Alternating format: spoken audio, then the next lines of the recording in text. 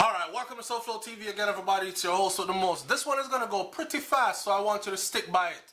It's no pretty story either, so hang in there and bear with me when I use the word "dash way." Alright, because that's exactly what's happened here. And it happened to two teenagers, but under these circumstances. Listen to this.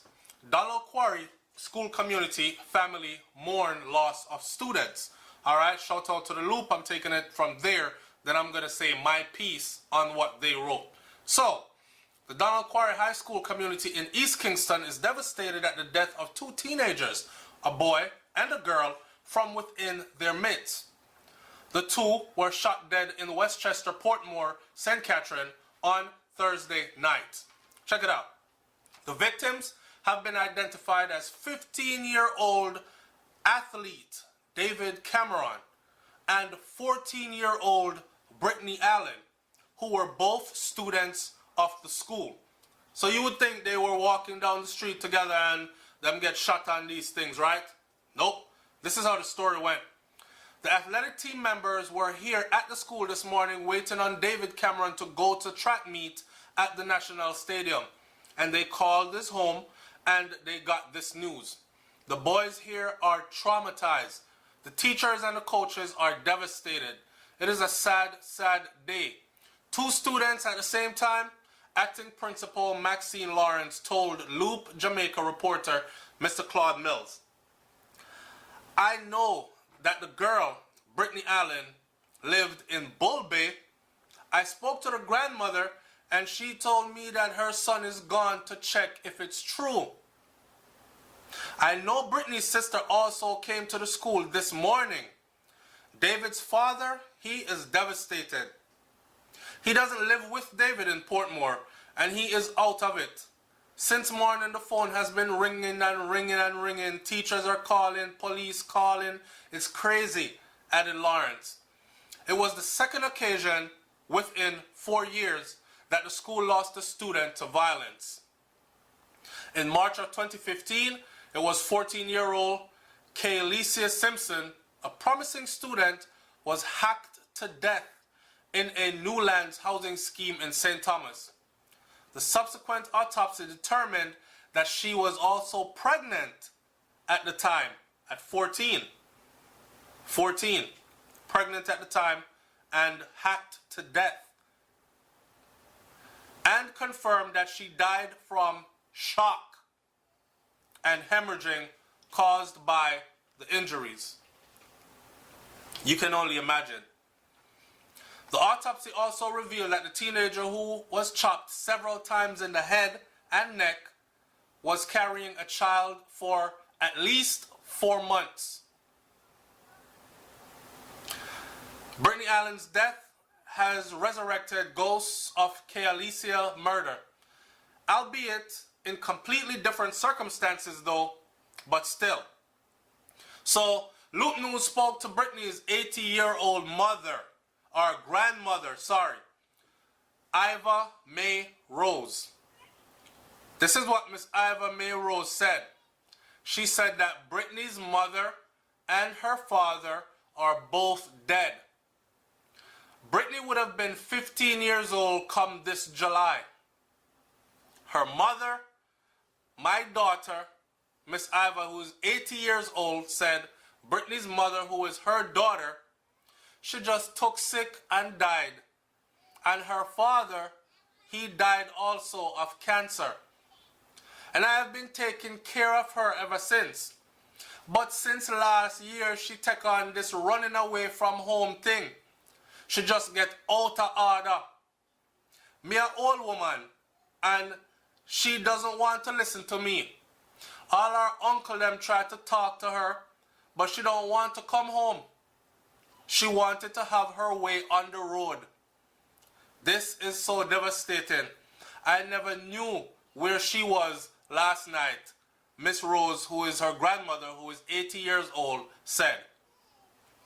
According to police reports, the teens, David and Brittany, were laying in bed in a room at a residence along Mandela Close in Westchester when armed men entered the dwelling and opened fire, hitting both of them in the head. So you have a 15-year-old boy and a 14-year-old girl laying in bed at night. She's a runaway.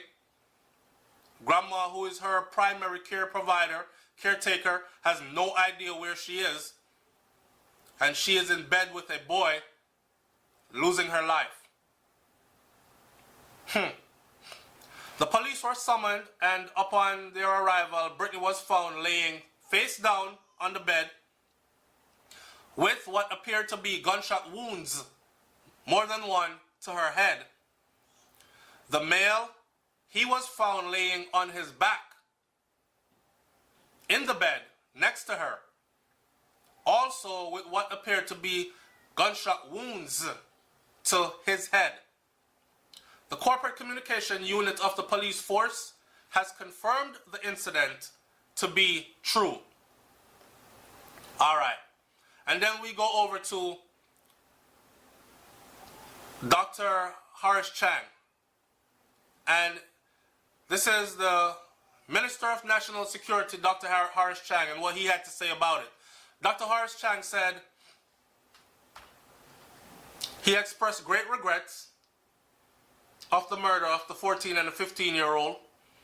He said, when young high school students are killed, the loss of the nation cannot be quantified, Minister Chang said in a statement this evening.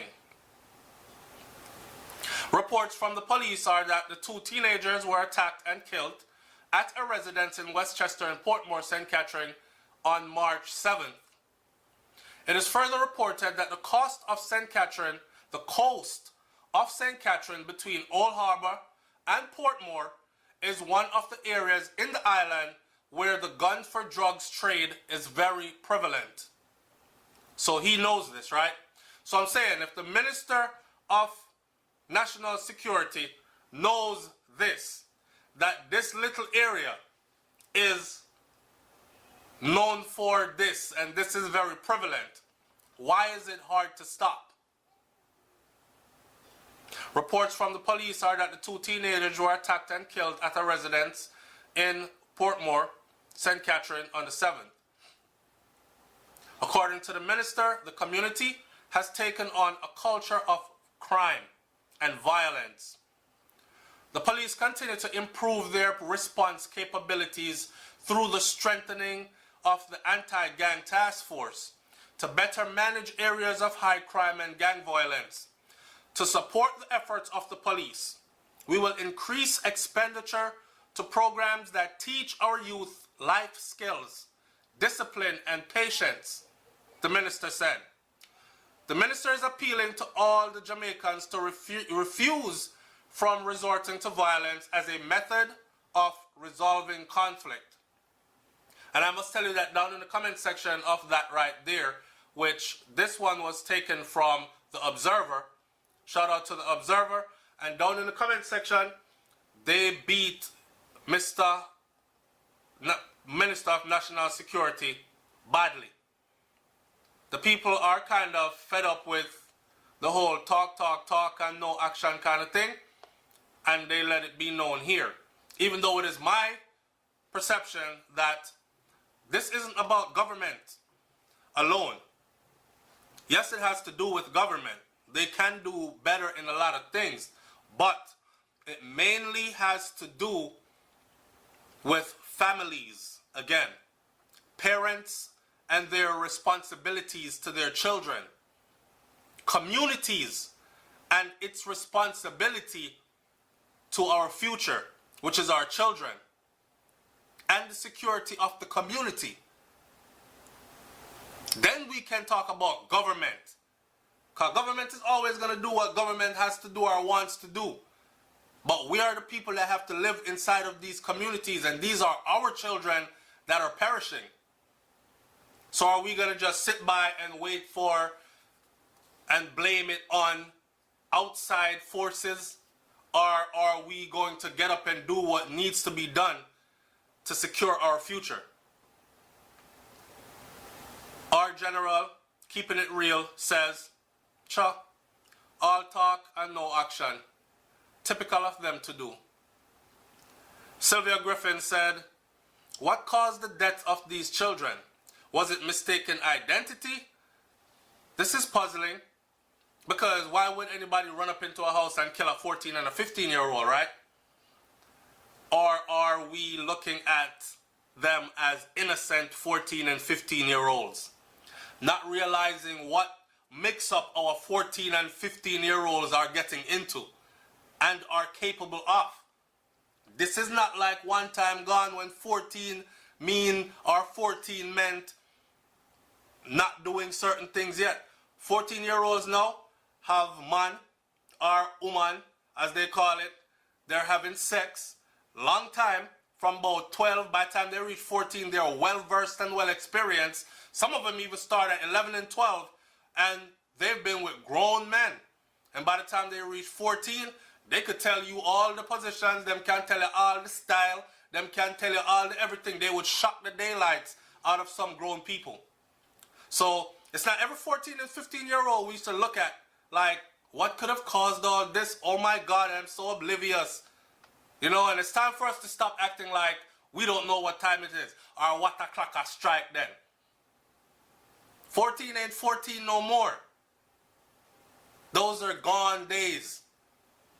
Just like how the people who left Jamaica 20, 30 years ago still try to romanticize it. Man walking down the road with a big bunch of banana upon him head, and they like, come on, me want go home, playing in the background and sing Sankey swaying in the breeze. That gone. Those are, things have changed. Put it that way. Things have changed. And we've gone over this tirelessly, multiple times, multiple videos, how things have changed. Just in the robbery video alone, somebody said, them can learn those tactics, how to block off a vehicle ambush and all that, from watching movies. This ain't the era when Jamaica had one TV channel and it came on at certain time and sign off at certain time. That's no longer so. Everybody have a smartphone now and access to the internet, the World Wide Web. Not to mention cable and all kind of movies on cable and the internet. And I'm talking about all kind of movies, if you know what I mean. So we're in a whole different age. So the things that some parents, and this is why I say, as parents, we cannot sit around and talk about, me go wait till him reach this age for talk to him about that. Him learn that long time. By the time you sitting there talking about when him reach 15, me I sit him down and talk to him about this. Or when she reach 14, I'm going to sit her down and talk. She and him done learn that already from 11 and 10. When you start talking to them at 14, they're laughing their ass off on the inside.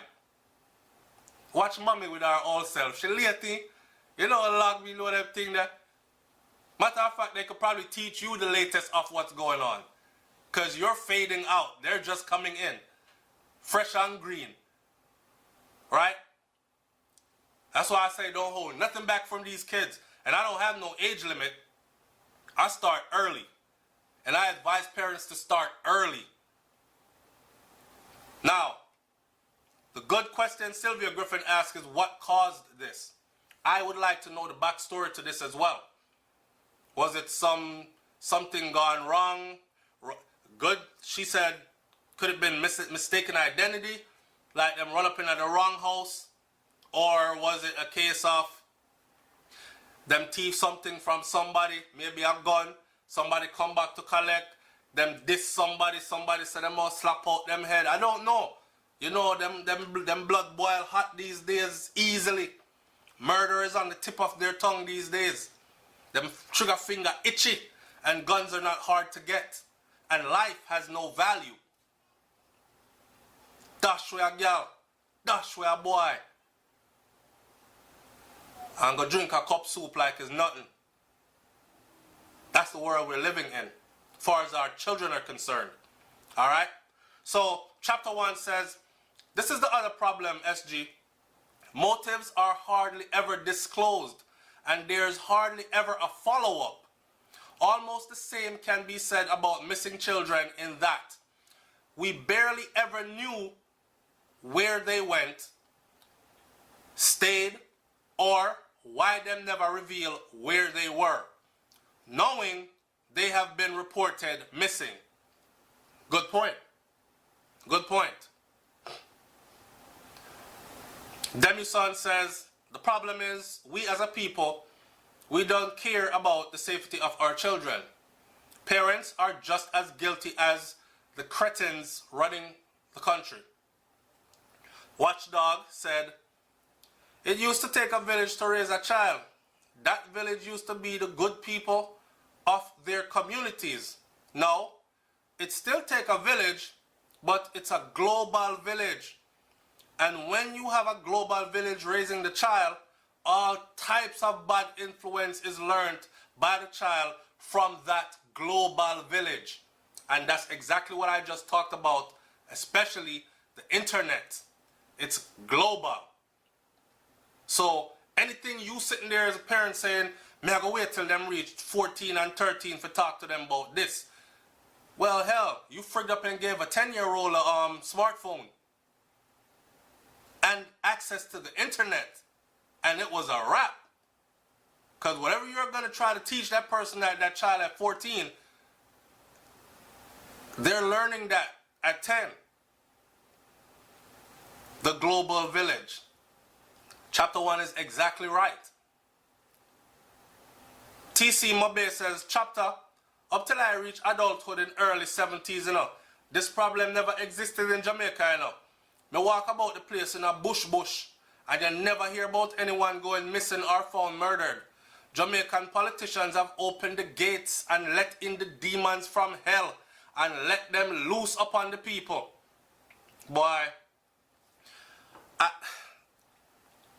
how can I say it? What? We have to stop blaming politicians, man. We have to stop blaming politicians because they're going to do what they're going to do regardless. You know, you don't sit there and just beat a dead horse. The dead horse is never going to get up and run for you. It's dead. You have to find another way to carry the journey on, to complete the journey without that dead horse. Enough said. Our general, keeping it real, says lots of lip service and no action with a bag of promises. Shaking my head. Jaw dropping up that makes the internet actually private. What a long name. Said, let's face it. This is amazing. Duns said violence towards the murdering vermin should be a must. In other words, meet violence with violence. Nobody pet and powder anybody who is doing these things. From you catch them, kill them. See, I used to support that idea one time until there was solid proof that law enforcement officials were involved or are involved in criminal activities. Then I can't support that idea anymore so much until I see certain things put in place which will solidify for sure that this is the right individual that you just caught. So, in a situation like this, they catch a person and they said, yes, it was 29-year-old Tom John. Went in there and shot up the two teenagers and killed them. I want to say hang him. Swift, immediately. But how am I sure that it's him? How am I sure that they're not just pinning this on Tom John so one of their workers or one of their gunman friends or one of their buddies can get away with it? We need accountability and we need irrefutable proof. Once they're able to come up with irrefutable proof, then I support it 100%. But until they're able to come up with irrefutable proof, we're treading on dangerous grounds calling for all this because it can happen to any one of us. Next thing you hear, when are we on trial for murder and we over here bawling our eyes out because we never did it, we were nowhere in the vicinity, but they have this whole case concocted against you. I want proof. And there are things that our government can put in place to make sure that these things happen less, and when they do happen, majority of the time the culprits are caught. But like I've said again, we've done countless videos on these, and we don't see anything. I saw an article the other day that said the Jamaica Eye is supposed to fully roll out by July, I believe. We're in March. We have April, May, June, and July. Jamaica Eye is supposed to fully roll out. Does it mean that there are going to be cameras all over Jamaica like England, like the UK, especially in London? Or is this just another talk, and then they're going to pitch up 4 cameras in 4 far-flung corners and call it a day? We'll have to see. We'll have to see. I'm going to leave this video right here. I'm not going to read anymore or share anymore for now. I'll meet you in the comment section below. Like, comment, share, subscribe. See you in the comment section below. It's SouFLoTV, man. I'm out. Peace.